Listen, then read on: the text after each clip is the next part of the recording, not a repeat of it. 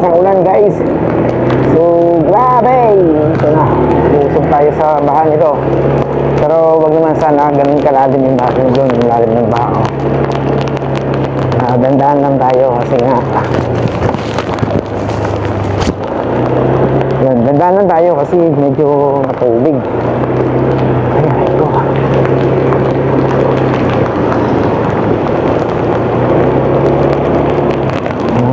Dito medyo malalim dito.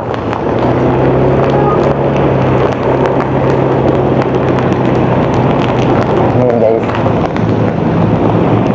Grabe naman sila. O lang man ang kakapote-kapote. Ayan, patay tayo dyan. Pero medyo lumakas na naman yung ulan, no?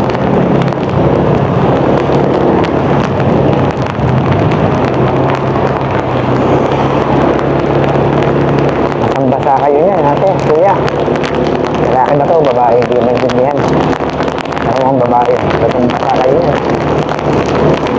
Babae ata. Hindi, lalaki na.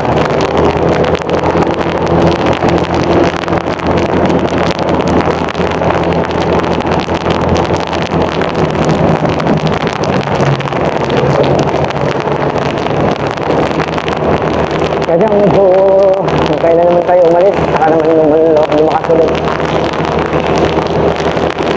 Mahina na kanina nang nagbibihis ako, halos wala na nga ulan nang nagbibihis ako. Kung kailan naman tayo sumibas, saka naman. Wow! Unahan na natin ito, medyo natatalsikan ako sa mukha ng tubig eh.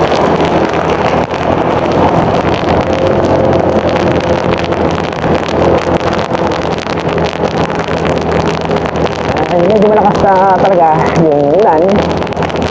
Pero, ba't maalat yung tubig ng ulan? Ba't tagilid yung gulong nitong tricycle na to? Grabe. Hindi naman nakatagilid na yung gulong, oh. Tagilid na yung gulong niya, oh. Hindi ba masasira yan? Hindi ba mag-i-snap yan?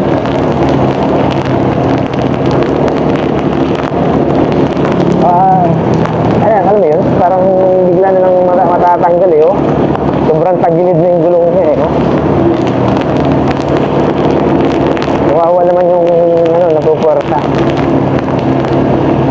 Dapat siguro may brace pa yan ng parang sobrang puwersado yung gulong, eh. Parang pag dumahan siya sa lubak ng isang matindi, eh. Goodbye gulong. Bibigay yun, hindi pwedeng hindi. Masyadong mabigat yung sakay yung ano niya, eh.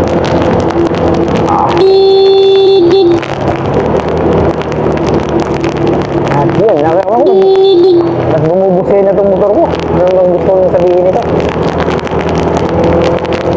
Bumubusin na ka dyan, yung problema mo sa buhay. At siguro nga, yun yung sinasabing kinakalawang na yung mga ano ko. Sprayan na lang natin mamaya ng 4WD. Para medyo matanggal-tanggal yung kalawang. Ito, basa-basa na rin yung mukha natin. Ang sakit sa mukha ng yung tubig. Pero okay lang din. At least, nalilinis lang yung mukha natin. Kaya na siyempre mas sakit yung pag medyo mabilis yung takbo mo. Eh, hindi ko na makikita kasi hindi niya clear vision yung yung anong tawag dito, yung helmet ko.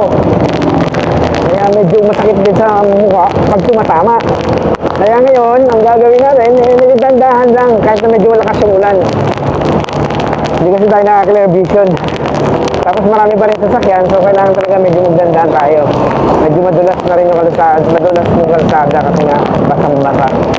Eh, siyempre, hindi naman yung gulong natin siguro, hindi naman design para sa basang kalsada. Siyempre, hindi rin naman tayo mag-aano ng buhay natin dito, no? Re-risk ng buhay natin sa ganito ka lalim na yan, mga malalim na tubig ganyan. Okay. So guys, kung kayo ay bago nandito sa aking YouTube channel, huwag kalimutang mag-subscribe. At syempre, hit mo na rin yung notification bell para lagi kayong updated pag yung mga video kong i-upload. Lalo na pag ganito, guys. Masarap mag-motor pag ganito. Kaya lang, syempre, ingat lang din tayo, no? Lalo yung mga truck na ganyan, no? Yung parang walang gobyerno. Yung ang bibilis magpatakbo, alam nila madulas yung kalsada, sobrang bilis pa ng patakbo nila. parang sila lang yung nasa kalsada at sila lang yung bagay kasi pag nakadisgrasya sila, ano naman, safe sila halos. Lasog-lasog ka na, sila nakangiti pa. Diba? O, pero kulong naman sila kung hindi nila sumalas, kung hindi sila makatakbo, malas nila. Pero kung makatakbo sila, pangiti-ngiti lang sila. Pero kung sensya na nila yung magdadala doon, diba? Pero tayo guys, ingat lang talaga tayo kasi medyo talagang madulas yung kalsada pag ganito. At sa lahat ng mga kababayan nating nagmumotor sa ganitong panahon, ingatan po natin yung sarili natin sa pagmamaneho. Huwag po tayong kaskasero. Dahil may mga pamilyang naghihintay sa atin sa bahay. Masaya silang makita nakauwi tayo ng safe. At alam niyo yun, mas maganda kung may pasalubong pa tayong mayuwi sa kanila. Kaya lagi niyo pong tatandaan, ang buhay ay pahalagahan. Dahil hindi natin may babalik kung mawawala yan. Lagi niyong tatandaan, ang pamilya ay dapat laging inuuwian at nang sila ay lalong mas maging masaya. Alright, maraming salamat po sa mga nanonood ng aking video at nang kayo po ay at kung kayo po pala ay nag-i-enjoy, kung kayo po pala ay nag-i-enjoy dito sa mga video ina-upload ko, I am a travel vlogger and also I am a barista. So madalas po ang content ko ay may kinalaman sa kape, mga coffee shop, or ang mga travel na mga pinupuntahan natin. Like coffee shop na binibisita natin from time to time, we give non-biased commentary or mga suggestions and criticisms sa ating mga pinupuntahan coffee shop. We don't go to coffee shops just gusto ko silang criticize. What I'm doing is pumupunta ako sa mga coffee shop para magkaroon din ako ng idea how business work to them kung nag-work sa kanila. And of course, yung mga coffee shop na pinupuntahan natin guys, sinasabi lang natin yung mga nakikita natin based sa ating sariling reaction. But nevertheless, hindi tayo pumunta sa coffee shop para manira or para ikumpara yung coffee shop natin. We are also a business person, so alam niyo yun, yung ayaw ko rin na may pupunta sa coffee shop namin and sasabihin ng negative or sisiraan kami in a way na alam naman natin na we tried our best na maging maayos yung business namin, and at the same time yung itrato namin na maayos yung mga customers namin for them to come back from time to time. Kasi doon namin, sa kanila namin kinukuha yung income namin and yung pampasahod sa mga staff natin at the same time. So kaya pinapahalagaan namin talaga yung mga client namin. So going to other places naman, yun talaga yung hobby ko ever since nung nasa Europe pa man ako, I go to coffee shops anywhere in Europe and anywhere particularly in Ireland. Kasi alam mo yung parang gusto mo rin naman matikman yung kape ng ibang coffee shop.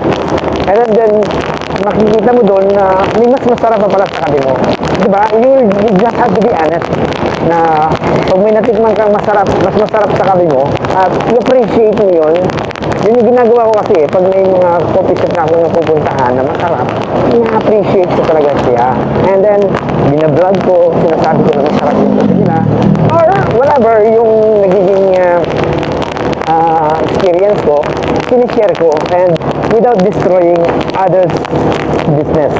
Kasi importante dito na yung business ng mga tao ay nabuboost at hindi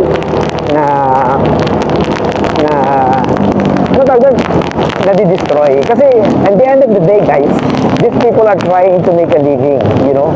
So nila lang makasurvive in a daily basis siguro, mabayaran yung mga bills and anything na babayaran nila. So yun lang naman gusto natin dito sa buhay. Hindi naman natin siguro hahangarin na maging super rich, di ba? Although maganda, mas maganda kung maging super rich tayo. Pero sa ganito klase ng business kasi, it's a long shot para maging really long shot na maging milyonaryo ka sa coffee shop. Unless you are Starbucks or something like that. Okay, so lumakas na yung ulan. Grabe, ang sakit sa balat ng mga patak ng grabe, dapat pala hindi muna akong umalis. Ang sakit sa wala, ang sakit sa mukha. Hindi ko naman isara yung shield ko kasi nagmo-moist. Ito medyo hangin ha. Nagsisigsag ako ha. Oh yes, ang lakas ng ulan. Dito na tayo sa malapit na tayo sa may SM. Sa Mexico road na to, papuntang SM.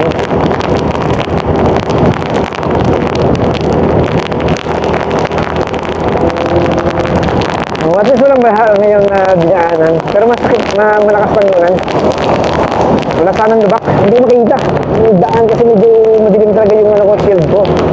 Kalimutan ko kasi magpalit ng clear. Ito medyo malalim. Dito medyo malalim yung spot na yan.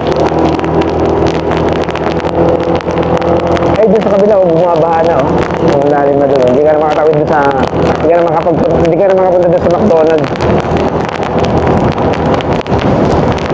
So, nare-realize ko, yung buhay ng isang Grab driver, imagine mo, ganito yung panahon, tapos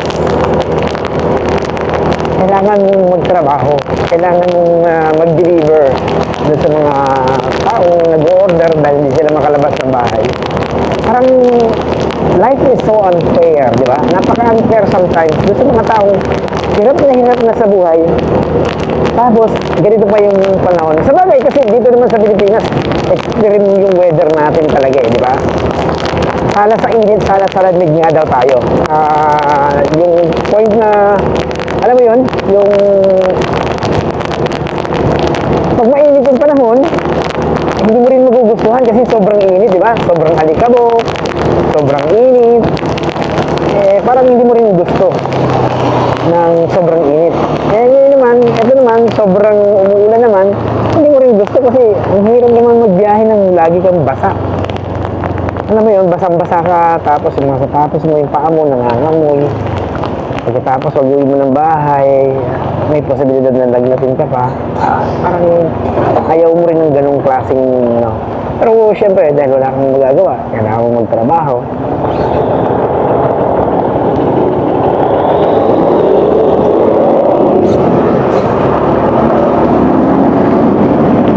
Medyo natin ng malaking truck na to kasi hindi na tayo dadaan nito pag nakakaulan na siya. Ay, laki. Ito lang yung problema mo pag nagmumotor ka, yung mga lubak na hindi mo napapansin, especially pag umuulan na ganito. Sobrang hirap kasi baka magkukulang ka ng tinidor. Ito naman yung problema mo dito sa truck na sa laki-laki na to. Nakikipagsabayan pa siya and at the same time, tinan mo yan, hindi siya titigil yan. Diretso pa siya niyan. Okay, red na tayo. Kailangan natin huminto. Aray ko!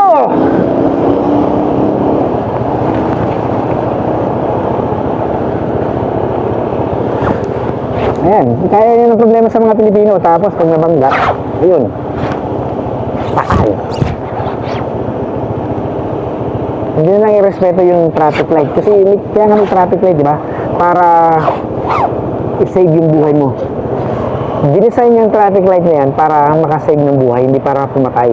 Kasi kung hindi mo susundin yung traffic light at yung kabilang side naman sumusunod sa traffic light, may potential na magbanggaan talaga kayo.